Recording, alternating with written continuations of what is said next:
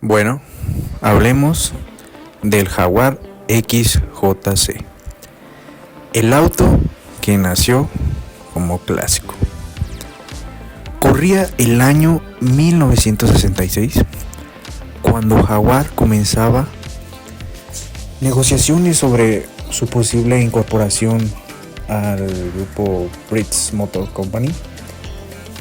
La idea era que el grupo proveyera soporte y estabilidad financiera a Jaguar, pero estos no sabían que la BMC padecía de su propio frente de una tormenta financiera. Había demasiadas marcas en el grupo, las cuales competían entre sí al ofrecer prácticamente los mismos productos con mínimas variaciones, y la única manera de frenar el colapso económico era la fusión de la BMC con su rival Leyland. No era una solución que le agradara al gobierno británico, pero las autoridades terminaron dándole el visto bueno, y la British Leyland Motor Company, o sea la BLMC, terminaría formándose en la primavera de 1968. Aun cuando el número uno de Jaguar, Sears Williams Lyons, se había asegurado un puesto prominente en la comisión directiva de la BLMC. Los estertores económicos de la función tenían sus secuelas en un masivo recorte de fondos, lo cual afectaba a cualquier proyecto de reemplazo emprendido por la misma Jaguar en ese momento. Ya para en 1968, el auto del año fue el nuevo y emocionante sedán Jaguar XJ6, que tenía literalmente un andar de una limusina, una maniobrabilidad con la de cualquier automóvil deportivo y un rendimiento real de 120 millas por hora, o sea 193 kilómetros por hora. Había sido el programa de desarrollo más costoso de la compañía de Coventry hasta la fecha de hoy. Inicialmente se presentó con dos opciones de motor, ambas de 6 cilindros en línea, uno de 2.8 y 4.2, provenientes de la renovada versión de motores XK. Pero en el año 1972 se le incluyó el poderoso motor V12. Inclusive hoy su desempeño supera muchas de las ofertas actuales. Pero para el fundador, director y gerente de Jaguar, Sir Williams Lyons, la satisfacción de haber creado uno de los mejores automóviles del mundo no era suficiente. Él quería un coupé de 2 puertas, sin pilares, para poder sentirse completamente, satisfecho. Ya para 1969, en esta época, Sir Williams Lyons estaba convencido que el mercado de automóviles estaba cambiando a uno donde los estadounidenses ya habían creado, donde los automóviles coupé como el Mustang, el Camaro, Javelin y similares ofrecían un automóvil deportivo con muchas opciones. Así por lo tanto, pensó que Jaguar no podía permitirse el lujo de quedarse atrás, claramente. Así que cuando la producción y las ventas del XJ6 comenzaron a regularse, él ordenó que se llevara una carrocería de 4 puertas a uno de los departamentos secretos. Claramente, pues, Sir William sabía lo que quería y le ordenó al equipo que tomara esta carrocería rechazada, diseñada originalmente para el mercado suizo, de Suecia, perdón, y les indicó dónde debían cortarla y convertirla en 2 puertas. Fue el último auto que este gran hombre diseñó y creó. Jaguar acababa de establecer que el futuro de su línea de sedanes incluiría el acompañamiento de un coupé, y los problemas surgieron con la insistencia del jefe de tener un diseño de carrocería sin pilares. Claramente se refería al coupé, y que las ventanas posteriores se escondieran completamente. Para Sir Williams no habría disculpa y había que hacerlo.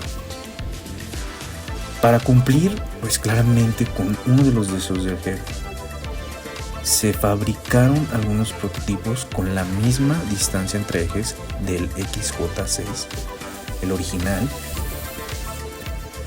pero las dificultades se presentaban para cumplir con los estrictos estándares exigidos por Jaguar o Jaguar, como ustedes le digan. Algunos de estos prototipos pues terminaron siendo parte de la decoración de la fábrica, y otros utilizados dentro de la planta. Bueno, en el primer prototipo, que venía siendo el XJC, simultáneamente Sir Williams Lyons tenía pues su sucesor para el E-Type, que era pues un prototipo denominado XJ21, en la recta final de las pruebas, claramente muy parecido a un Jensen Interceptor, pero más estilizado. Sin embargo, no disponía del dinero para terminarlo, ya que quería versiones superiores de la línea de motores de Jaguar que manejaban en ese momento. El XJ21 corregía muchos de los problemas del diseño del E-Type, desde la ventilación hasta la suspensión. Pero para 1969 se veía estancado y no era económicamente viable. Por esa razón, pues fue literalmente cancelado el prototipo. Lo único que quedaba era pues recordar el E-Type, y así pues provisionándole con un motor V12 y relanzarlo en 1971, 18 meses después de lo previsto. Aquí hablaremos de los dos prototipos, que claramente, sin posibilidad de producir algo refinado y potente como para reemplazar el E-Type, la otra alternativa posible era tomar la plataforma del sedán XJ y transformarlo en un coupé de alta gama. Así surgió el segundo proyecto, el XJ27, diseñado por Malcolm Sayer y con participación creativa del mismísimo Sir Williams Lyons. Sería un biplaza de diseño espartano, un concepto tan apartado de lo tradicional de la línea deportiva de Jaguar que resultaba inquietante. Además había el proyecto adicional, que era un convertible pero con rígidas regulaciones norteamericanas que lo hacían pues costoso y inviable. A final de cuentas, la mayoría de Jaguar, como la mayoría de los fabricantes automotrices, estaba en ser aceptado por el mismo mercado estadounidense. Sir William Lyons realmente entendió cómo debería verse y sentirse un Jaguar. Los autos Jaguar representaban su gusto personal, hasta el punto que no solo luchaba por articular su metodología, tanto en términos visuales como técnicos, sino era totalmente perseverante con sus ideales que al parecer nadie más podía replicar con precisión. Ya con su jubilación inminente a la edad de 70 años, Sir William Lyons se vio obligado a establecer un departamento de estilismo de Jaguar. Después de todo, es completamente posible que él, como tantos grandes artistas antes que él, simplemente sintieran que no tenían nada más que agregar. Así, habiendo producido lo que en su mente era lo más cercano e ideal, este hijo de inmigrantes irlandeses nacido en Blackpool, en el condado de Lancashire, al noroeste de Inglaterra, decidió alejarse de la compañía en 1972 y 13 años después falleció el 8 de febrero de 1985. Aquí hablaremos del otro prototipo, que era un esfuerzo inicial en un GT basado en el salón del XJ para el proyecto X27, un auto de 2 puertas sin pilares. Tenía que ser hermético y totalmente insonoro, incluso de alta velocidad, pero sufrieron de fugas de agua y se colaba el viento por las uniones de los vidrios laterales, produciendo ruidos indeseables. Por primera vez, un Jaguar no tendría pilares, y eso significaba que los vidrios de las puertas delanteras no tendrían marco de apoyo, confiando plenamente en la integridad del vidrio. La dificultad para las ventanas traseras era peor. Había que idear un complejo sistema de voladizo para bajar el vidrio y esconderlo en un pequeño espacio. Se aplicó tensión a la disposición de la polea, pero realmente no funcionó a alta velocidad. El vidrio fue literalmente aspirado fuera del empaque o el burlete, por lo que todo el proyecto fue devuelto a la mesa de dibujo y tuvo que empezar de nuevo. Aquí pues hablamos y vemos lo que viene siendo hablaremos del XJ6C del modelo del 75. Esta versión tenía un 4.2 litros. No había nada fundamentalmente malo en el diseño. Era solo un caso donde la fábrica intentaba todas las variables posibles para lograr la excelencia en un periodo de mucha escasez. Así que, llenos de confianza, Jaguar anunció el coupé XJ en el Salón del Automóvil de Frankfurt en el 73, coincidiendo con el lanzamiento del XJ6 de inyección a combustible. El motor 4.2 DOHC, o sea, doble árbol de levas de 6 cilindros, en línea con 180 caballos. Fueron lanzadas 2 versiones para el mismo modelo. También hubo un 5.3 DOHC de 12 cilindros, V12, de 285 caballos.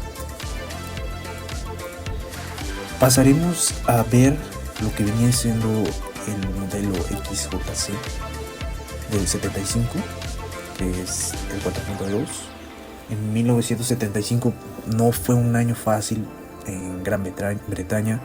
La economía iba de salto en salto, con inflación que hacía estragos en la ciudadanía, y el desempleo superaba el 1.000.000 de personas, mientras los partidos conservador, laborista, estaban profundamente divididos por si el Reino Unido debía permanecer en la Comunidad Económica Europea. Mientras tanto, la señora Thatcher destronaba a Ted Heath para convertirse en el líder del Partido Conservador. Los mineros hacían huelgas que parecían eternas y las plantas automotrices parecían no tener un norte definido. Sin embargo, cuando todo parecía ir de reversa, Jaguar lanzó al mercado un espectacular automóvil. Se necesitó mucha determinación y terquedad para que los directivos de la empresa pudieran superar sus dificultades que se presentaron en la creación de un coupé sin pilares de esa magnitud. Y a pesar del retraso de más de 5 años, todos estaban seguros que bien había valido la pena. Siendo todavía una empresa relativamente pequeña, pero en manos de un enorme conglomerado, Jaguar continuaba refinando el sedán XJ, pero también estaba trabajando simultáneamente en el XJS, con el que de alguna manera esperaba cubrir el nicho dejado por el E-Type, sin atreverse a considerarlo como su reemplazo. Nos vamos a ir al 75, en abril. La primera producción del XJC comenzó a salir muy lentamente en la línea de producción. Curiosamente, todos los coupé tendrían un techo de vinilo negro, algo de lo que Lions nunca fue pro techo. Es discutible si se trataba de una moda del momento, ya que todos, desde Ford hasta Rolls-Royce, llevaban uno, o como se había sugerido, era para disfrazar el grueso pilar de la ventana trasera. Algunos incluso así eran más fácil de ocultar varias imperfecciones causadas por la expansión del techo sin soporte. El XJ Coupé resultó ser unas 50 libras más liviano que su homologado ya de 4 puertas, pero sin un pilar central. Gran parte de la solidez inherente del automóvil se afectó en su resistencia al vuelco, que se vio prácticamente reducida, comprometiendo la rigidez de la carrocería. Se le dio resistencia adicional agregando un tubo rectangular en el poste B, el que va detrás de la cerradura de la puerta. El acceso a los asientos traseros a través de cualquiera de las dos puertas se llevó a un aumento de 4 pulgadas. De todas formas, el XJ era mucho más espacioso que el XJS, que se lanzaría próximamente.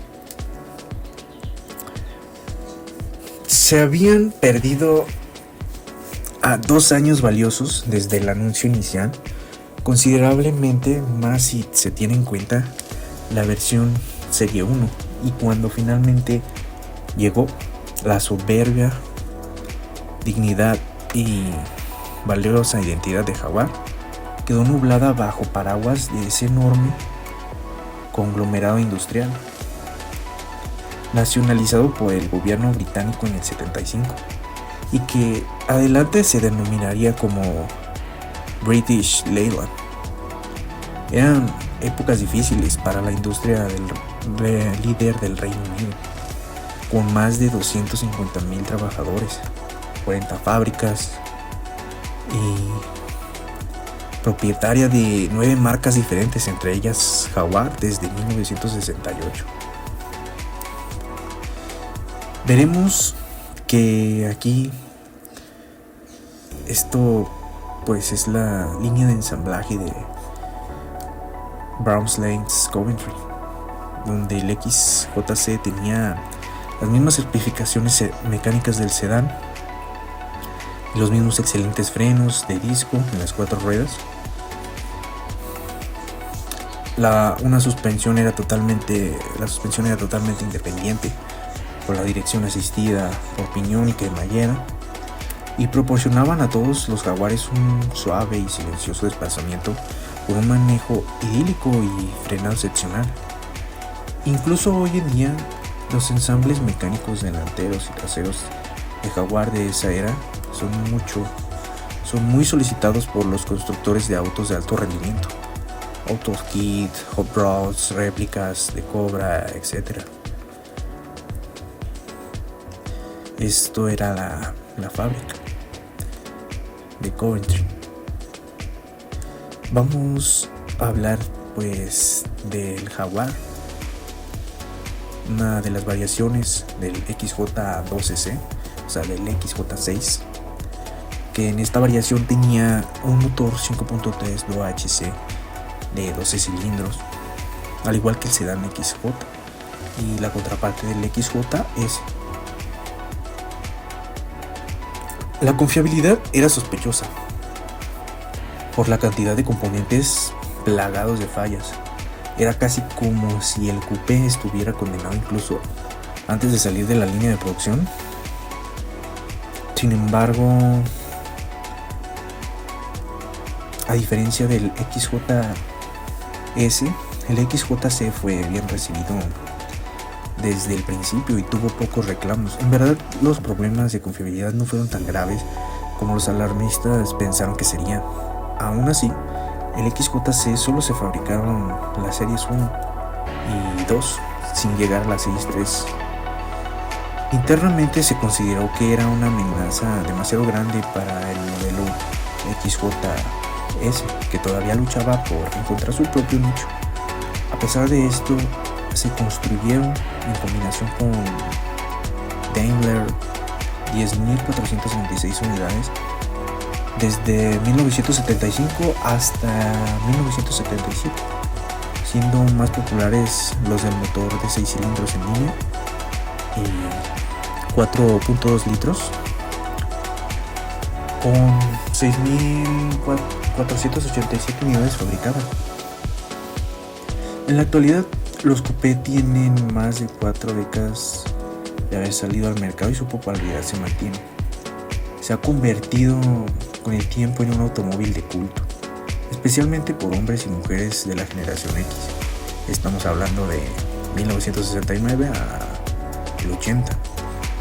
Muchos de ellos hijos de antiguos propietarios, especialmente en Inglaterra y Australia, donde son verdaderamente venerados y muy escasos. Solo 603 Jaguar XJCB12 o XJ12C fueron fabricados con el volante a la derecha, y de ellos solo 97 se vendieron nuevos en Australia. En cambio, en los Estados Unidos, donde se despacharon la gran mayoría, han comenzado a ser buscados por los jóvenes de la generación Y o Millennials de 1981 al 93, quien es consciente que su apariencia y sus características representaban una época especial, dedicando tiempo y dinero a mantenerlos restaurados. La historia nos cuenta que, perteneciendo al mismo conglomerado de Jaguar y Daimler, ambas marcas fabricaban el XJC, siendo los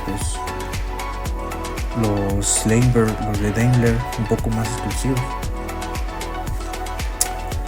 Jaguar optó por un regreso muy público a las carreras.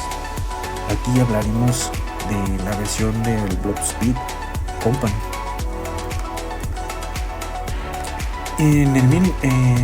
Optaron ellos por un regreso muy público en marzo de 1976. El equipo anunció que correría bajo la escudería de Rob Speed de Ralph Broad, pero se llamarían Leylands. Aunque inmensamente poderoso, resultó ser demasiado frágil. Jaguar mintió cuando insistió que ciertas piezas y partes de producción, como los ejes de transmisión, permanecían inalterados. Todos, incluidos los organizadores, hicieron hasta lo posible para permitir que los Bearcats corrieran hasta el punto que bajo cuerda les otorgaron algunas concesiones. Jaguar solo fabricó 4 de estos autos de Road Speed Company, categorizados en el grupo 2 del European Touring Car Championship del 1976 y en el grupo 5 en el 77. Este campeonato tenía un par de circuitos de escalada, haciéndolo realmente emocionante. Era increíblemente rápido. Su motor V12 de 5.4 litros con un sistema de inyección de combustible Lucas generaba 500 caballos de fuerza a 8000 revoluciones por minuto. No parecía que a Jaguar le faltaran pilotos reconocidos, ya que su cuadrilla contaba con la presencia de la leyenda de Le Mans, Derek Bell, y el titular de registro de la vuelta más rápida en la pista del circuito de pruebas, Oriva Mira. David Hobbs, conduciendo un Jaguar XJ13. También estaba Andy Rose, que más tarde se convertiría en un piloto muy famoso. Tomaron la pole position en varias ocasiones, lideraron carreras, pero no consiguieron ganarlas. Terminar la carrera fue un éxito que solo se logró 3 veces. Después de solo 2 temporadas, Leylands decidió recortar el presupuesto al mínimo y terminar con el programa, justamente en el momento en el que la escudería Broad Speed estaba empezando a superar los problemas. Su fama creció con la serie televisiva de New Avengers en 1976 y 77, donde John Steed, un agente secreto británico, conocía uno de las carrocerías más acondicionadas con los moldes similares a los que tenían los de Leylands, de la escudería de Broad Speed. Este Jaguar es el XJ12. Al ser el de 2 puertas, también era la base ideal para haberlo fabricado en versión convertible, pero 2 cosas lo impidieron.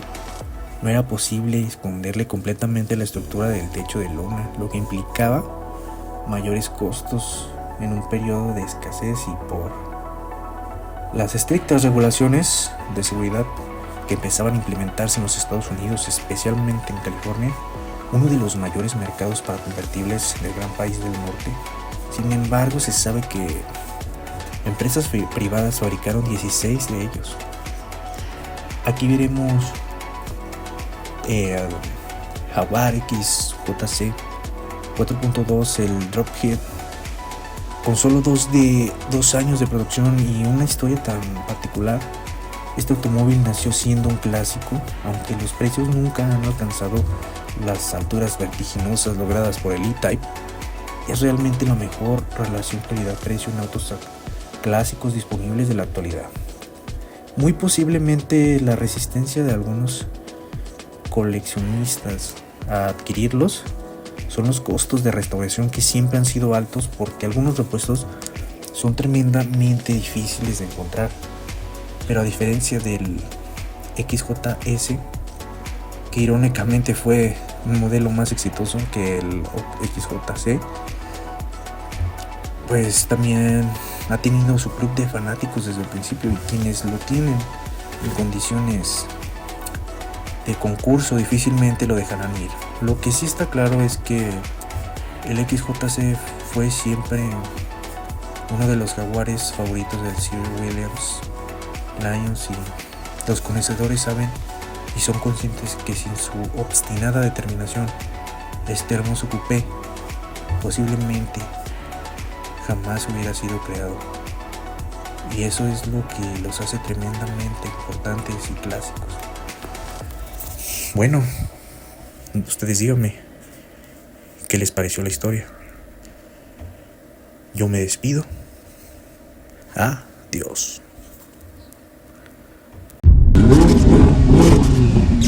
No.